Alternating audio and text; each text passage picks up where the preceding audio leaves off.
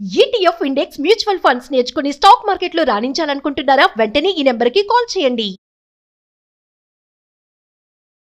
High viewers, India's largest digital media network Suman టీవీకి స్వాగతం. ప్రస్తుతం మనతో ఉన్నారు అలేఖ్య. తిను వచ్చేసి మెంటర్ అండి, అర్థశాస్త్ర IAS అకాడమీ. హాయ్ అలేఖ్య, నమస్తే. నమస్తే అండి. సివిల్స్ కి ప్రిపేర్ అయ్యే వాళ్ళకి ఒక బెస్ట్ కోచింగ్ సెంటర్ ఉండాలి, ఎలా ప్రిపేర్ అవ్వాలి, అవన్నీ ఎంత తెలుసో ఇప్పుడు మెంటర్షిప్ అనేది బాగా నడుస్తూ ఉంది. అంటే దానికి కూడా ఇంపార్టెన్స్ ఎక్కువ ఇస్తున్నారు.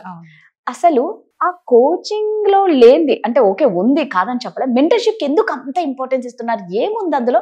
దానివల్ల ఏమొస్తుంది స్టూడెంట్స్ కి? ఇక్కడ మెంటర్షిప్ నేను రెండు రకాలుగా చెప్తాను. ఒక బిగినర్ కోసం మెంటర్షిప్ ఎలా హెల్ప్ అవుతుంది, ఆల్రెడీ ఉన్న ఆస్పిరెంట్ కి ఒక 2-3 అటెంప్ట్స్ ఇచ్చిన ఆస్పిరెంట్ కి ఎలా హెల్ప్ అవుతుంది, ఈ రెండు కవర్ చేస్తాను. ఫస్ట్ బిగినర్ విషయంకి వస్తే, అతని దగ్గర సబ్జెక్ట్ కి చదవాల్సిన కంటెంట్ కావాలి. దానికోసం అని చెప్పి బుక్స్ ఉన్నాయి, కోచింగ్ ఇన్స్టిట్యూట్స్ ఉన్నాయి. సిలబస్ లో మనకి ఒక 15 సబ్జెక్ట్స్ ఉన్నాయి.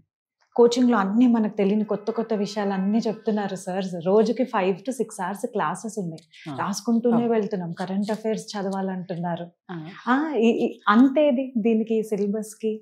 సో ఇదంతా చాలా ఓవర్వెల్మింగ్ గా ఉంటుంది అనమాట. ఏం చేయాలి, ఎక్కడ స్టార్ట్ చేయాలి, ఎక్కడ ఏం చేయాలి, రైట్. సో ఆ డైరెక్షన్ ఇవ్వడం కోసం అని చెప్పి మెంటర్షిప్ హెల్ప్ అవుతుంది. సో ఏమవుతుందంటే, ఇది చదువు, ఇది చదవాల్సిన అవసరం లేదు, నీ స్ట్రెంగ్త్ ఏంటి, అందరూ ప్రతి ఆస్పిరెంట్ యునిక్. నాలో ఉన్న స్ట్రెంగ్త్ వేరు, మీలో ఉన్న స్ట్రెంగ్త్ వేరు. నా స్ట్రెంగ్త్ ని నేను ఎప్పుడైతే ఫైన్ ట్యూన్ చేస్తానో, నా ప్రిపరేషన్ కి హెల్ప్ అయ్యేలాగా అలైన్ చేసుకోగలిగినప్పుడు నాకు సక్సెస్ త్వరగా వస్తుంది.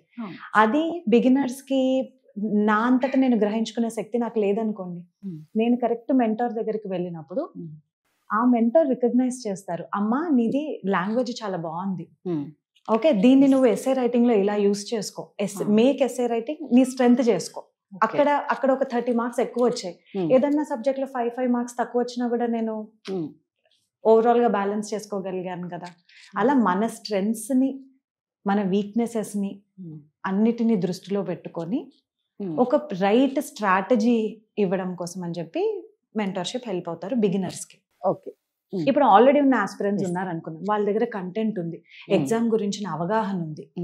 వీళ్ళకి ఏం కావాలి, ఎక్కడో ఫెయిల్ అవుతున్నారు, మళ్ళీ మళ్ళీ ఎందుకు రాస్తున్నారు అంటే వాళ్ళు చేస్తున్న ప్లాన్ ఎక్కడో తప్పు అవుతుంది. ఆ తప్పు ఐడెంటిఫై చేసుకునే ఇది మనకంతట మనకు ఉంటే well and good.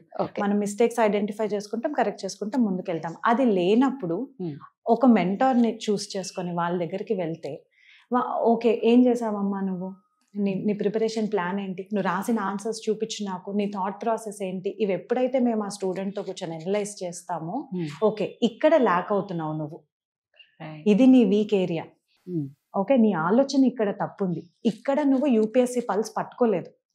Okay, so ఇలాంటి ఇన్పుట్స్ మేము ఎప్పుడైతే ఇస్తామో, ఈ కరెక్షన్స్ ఎప్పుడైతే వాళ్ళు వాళ్ళ స్ట్రాటజీలో ఆ కరెక్షన్స్ మార్చుకుంటారో సక్సెస్ త్వరగా వస్తుంది.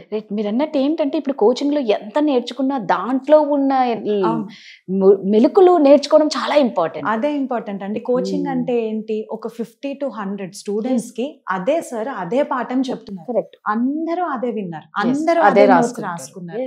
ఎగ్జామ్ లో పర్ఫార్మెన్స్ ఎందుకు మారుతోంది? కరెక్ట్, మీరు అదే చెప్పారు 100 మందికి, కానీ నా పర్సెప్షన్ వేరు. నేను దాన్ని ఎలా అర్థం చేసుకున్నాను, దాన్ని తిరిగి మళ్ళీ పేపర్లో ఎలా రాశాను, అది నా యునిక్నెస్. సో ఈ పర్సనల్ మెంటర్షిప్ అంటే నా యునిక్నెస్ ని ఎలివేట్ చేసుకోవటం, ఎలివేట్ చేయటం ఆస్పిరెంట్ది. అంటే మీరు అన్నట్టు కరెక్ట్ అండి. ఏంటంటే చాలా మంది మేము వాళ్ళలాగే చదువుకున్నాం, మేము వాళ్ళలాగే రోజు వెళ్తున్నాం, 10 గంటలు చదువుతున్నాం, కానీ వాళ్ళలాగా మాకెందుకు రాలేదు? స్మార్ట్ వర్క్ అండి అది. ఫస్ట్ ఈ UPSC పెద్ద సముద్రం, సిలబస్ కి అంతే లేదు. నిజమే, nothing is out of syllabus. Engineering లో అంటే అవుట్ ఆఫ్ సిలబస్ వచ్చిందమ్మా సింపుల్ గా చెప్పేసుకునే వాళ్ళం. ఇప్పుడు అది ఆ స్కోప్ లేదుగా. లేదు అంటే మామూలుగా ఏమనుకుంటారంటే, కిస్మత్ రా, అదృష్టం ఉండాలా అని అనుకుంటూ ఉంటారు. అదృష్టం కూడా ఉండాలి కాదనను, కానీ ఫస్ట్ మన వర్క్ అంతా ఉన్న తర్వాత ఆ లాస్ట్ పుష్ ఉంది చూసారా, ఇలా అంటే ఆ డామినేట్ పడుతుంది చూసారా, ఆ అనటం లక్ అండి. అవన్నీ కరెక్ట్ గా పడడానికి పేర్చుకుంటాం చూసారా, అదంతా మన ఎఫర్ట్.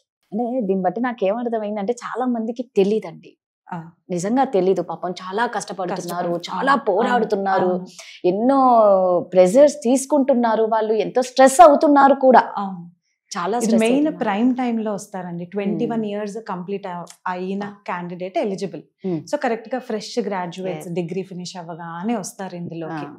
ఒక అటెంప్ట్ 2 years పడుతుంది. ఒక అటెంప్ట్ లో చాలా మందికి అవ్వదు. 2 attempts 3 attempts అంటే 26-27 అయిపోతారు. సో మన ప్రైమ్ టైం అంతా, మన యూత్ ప్రైమ్ టైం అంతా మనం ఆ ఎఫర్ట్స్ అన్ని ఎగ్జామ్ కి ఇస్తున్నాము. కాబట్టి ఇక్కడ ఛాన్స్ తీసుకోలేము. బెస్ట్ అటెంప్ట్ ఇవ్వాలి. మన దగ్గర ఉన్న రిసోర్సెస్ ని బెస్ట్ యూటిలైజ్ చేసుకోవాలి. మనం అంత డెడికేటెడ్ గా ఉండాలి. అవును.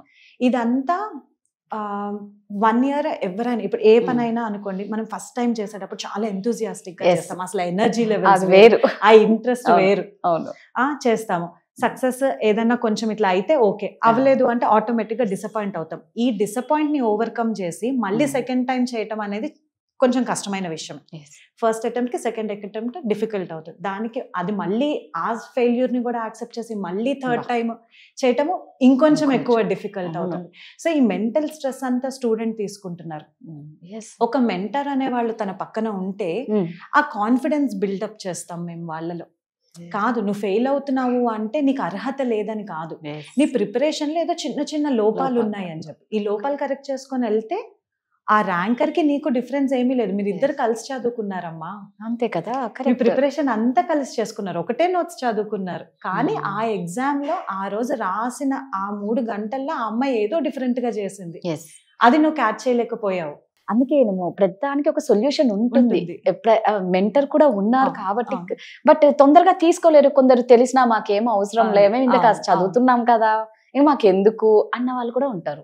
లేదండి, స్టూడెంట్ అనే వాళ్ళు నేను ఇప్పుడు వస్తున్నాను, నేను చేస్తున్నాను, నాకు కరెక్ట్ హెల్ప్ ఎవరి నుంచి వస్తుందో నాకు అనవసరం. అదొక టీచర్ అవ్వనివ్వండి, నా పక్కన ఉన్న ఇంకొక కో స్టూడెంట్ అవ్వనివ్వండి, ఎవరి నుంచి అన్నా అవ్వనివ్వండి, నాకు ఈగో ఉండకూడదు. నేను ఎవరి నుంచి అన్నా నాకు ఒక మంచి పాయింట్ చెప్పారు, నేను నేర్చుకుంటాను అని అనుకుంటే సక్సెస్ అవుతారు. మోస్ట్ ఇంపార్టెంట్ థింగ్ ఇంకొకటి ఏంటి అంటే, యూజువల్ గా యాజ్ అన్ ఆస్పిరెంట్, నేను ఆస్పిరెంట్ స్టేజ్ నుంచే ఇక్కడికి వచ్చాను. నాకు నా మెంటర్ తో ఉన్న ఎక్స్పీరియన్స్ నేను చెప్తాను.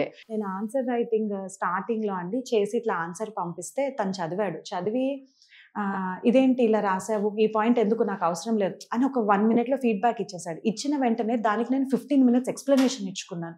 నేను ఆన్సర్ ఎందుకు రాసాను అని. విన్నాడు. ఫైనల్ గా నువ్వు చెప్పడం అంతా అయిపోయిందా అని ఒక మాట చెప్పాడు. నెక్స్ట్ టైం నుంచి నువ్వు ఆన్సర్ రాసి నాకు పంపించినప్పుడు ఎక్స్ప్లెనేషన్స్ ఇవ్వకు. నాకు అనవసరం అమ్మ, నువ్వేం ఆలోచించావో, నాకేం కావాలి, నేను 1.5 page ఆన్సర్ రాసి ఇవ్వమని చెప్పాను. నాకు అది నచ్చిందా నచ్చలేదా, నేను 4 marks వేస్తానా 7 marks వేస్తానా, నువ్వేం ఆలోచించి రాస్తే నాకు ఎందుకు, నాకు ఫైనల్ గా రిజల్ట్ కావాలంతే. Stop explaining your mistakes. ఇది నువ్వు తప్పు చేసావు అని నేను చెప్తే నువ్వు యాక్సెప్ట్ చేయి.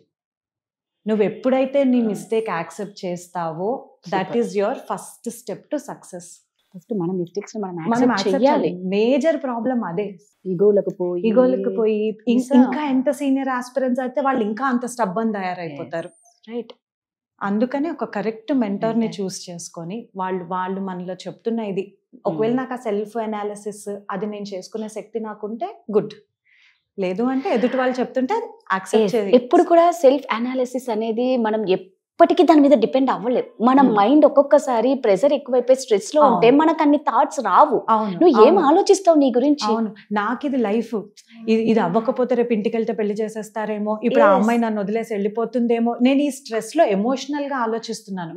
మెంటర్ అన్న పర్సన్ ఎప్పుడైతే థర్డ్ పర్సన్ పర్స్పెక్టివ్ యాడ్ అవుతుందో మోర్ రేషనల్ డెసిషన్ తీసుకోవడానికి ఛాన్స్ ఎక్కువ ఉంటుంది. ఖచ్చితంగా. యూపీఎస్సీ ట్రెండ్స్ ఫాలో అవుతామండి మేము. ప్యాటర్న్ ఎలా చేంజ్ అవుతుంది, exam unpredictable public service commission అని కూడా అంటాం మేము యూపీఎస్సీ. ఎందుకంటే వాళ్ళు సడన్ గా ప్యాటర్న్ మారుస్తారు. ఒక రోజు ఈ సబ్జెక్ట్ కి ఇంపార్టెన్స్ ఉంది, నెక్స్ట్ ఇయర్ ఇంకో సబ్జెక్ట్ కి ఇంపార్టెన్స్ ఉంది. సో కరెంట్ ట్రెండ్స్ ఏమున్నాయి ఇవన్నీ మేము ట్రెండ్స్ ఫాలో అవుతాం. దాని ప్రకారం స్ట్రాటజీస్ ఇస్తాం.